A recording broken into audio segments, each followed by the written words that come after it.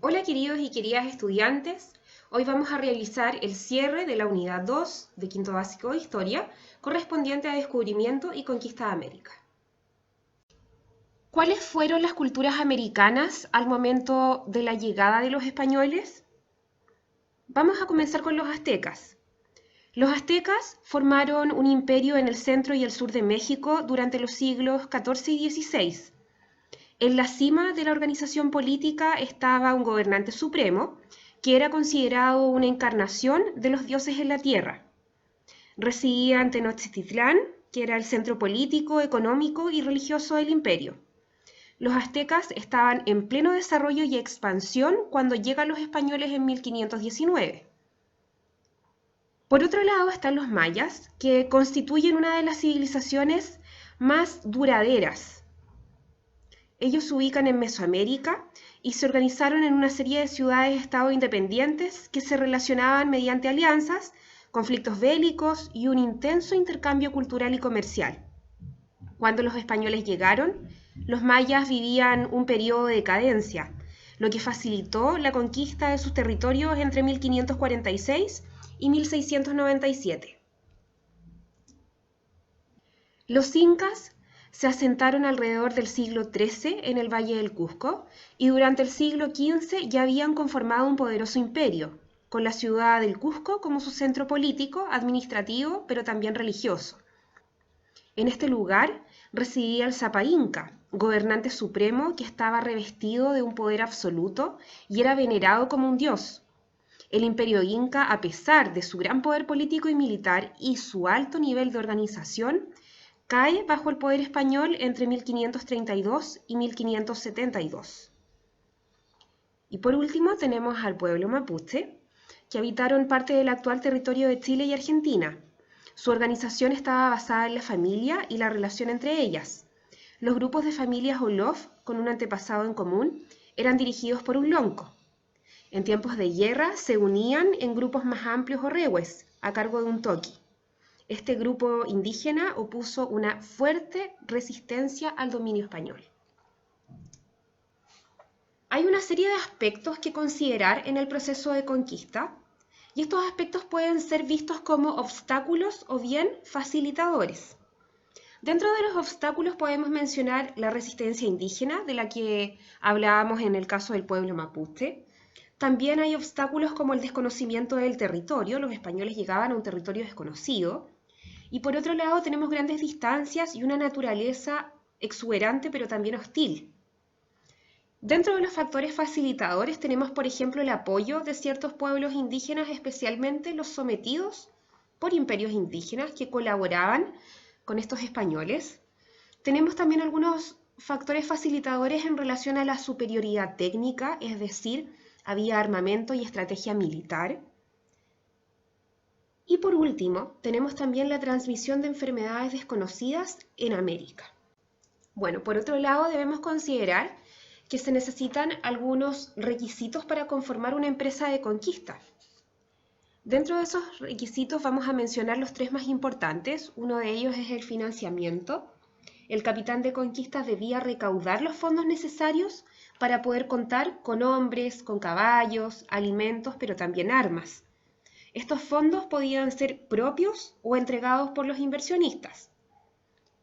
Un segundo requisito para conformar una empresa de conquista es tener o contar con una hueste de conquista. El capitán de conquista reunía al ejército que quedaba bajo su mando. Y un tercer requisito es la capitulación. La capitulación es un contrato firmado entre la corona española y el capitán de la conquista, y en este documento se establecían derechos y obligaciones de ambas partes. ¿Cuáles eran las razones o cuáles eran los motivos que instaban a los conquistadores a realizar esta empresa? Primero, adquirir. Muchas personas empobrecidas se sumaban a las huestes en busca de un mejor futuro económico.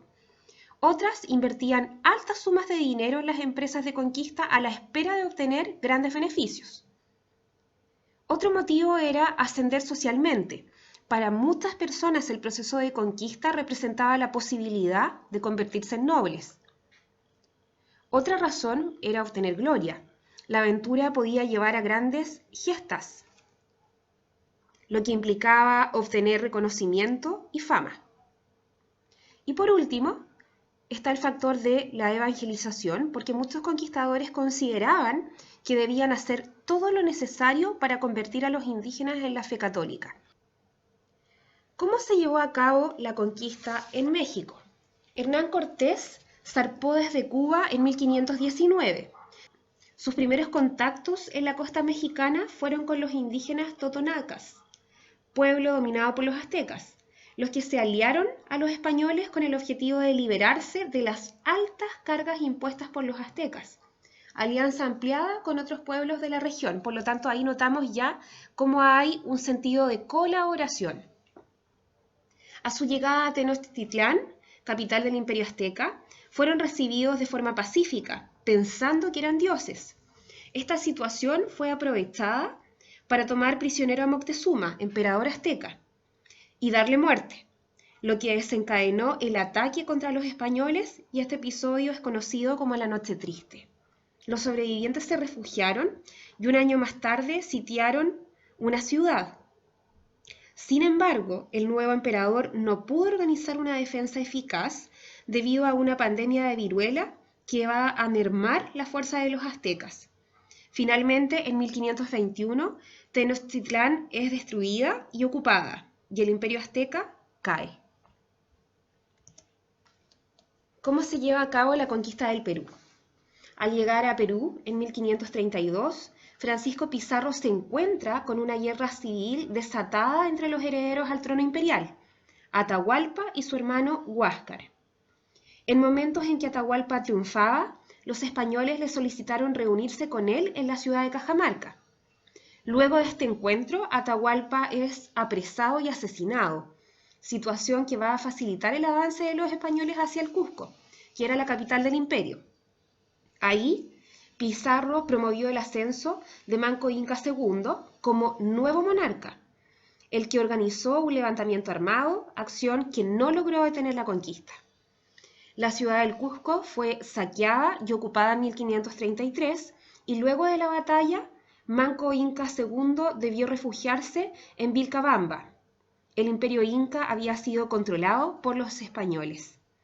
En 1535, Pizarro funda la ciudad de Los Reyes, en el Valle de Lima, y es nombrado gobernador por el rey Carlos V.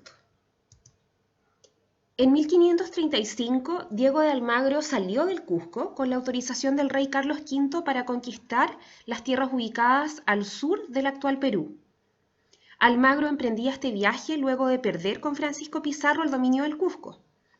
Luego de fracasada la expedición de Diego de Almagro, la conquista de Chile dejó de interesar a los españoles por un tiempo, pero Pedro de Valdivia decide arriesgarse y emprende la conquista de este territorio. ¿Cómo se da entonces este proceso de exploración y conquista de Chile?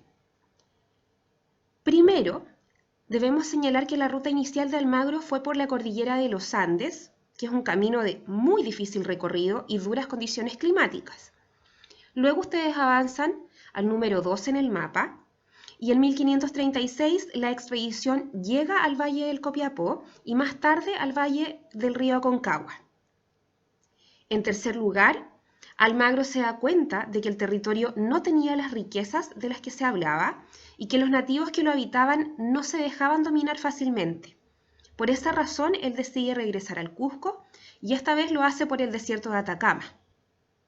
En el número 4, la ruta escogida por Valdivia es entonces el desierto de Atacama, y pese a las dificultades de la travesía, la expedición logra arribar al Valle de Copiapó, lugar en donde Valdivia toma posesión del territorio en nombre del rey de España. En el número 5, vamos a señalar que el 12 de febrero de 1541 la expedición llega hasta el Valle del río Mapocho, lugar donde se funda Santiago de la Nueva Extremadura. La resistencia indígena no se hizo esperar y la ciudad de Santiago fue asaltada en distintas ocasiones por los nativos de la zona. En septiembre de 1541, el cacique Michemalonco dirigió un levantamiento que la destruyó casi por completo. Y a pesar de la resistencia indígena, Valdivia prosigue la conquista, fundando otras ciudades y variados fuertes, y también dispersando sus fuerzas en un amplio territorio. Con esto damos por concluida la unidad 2.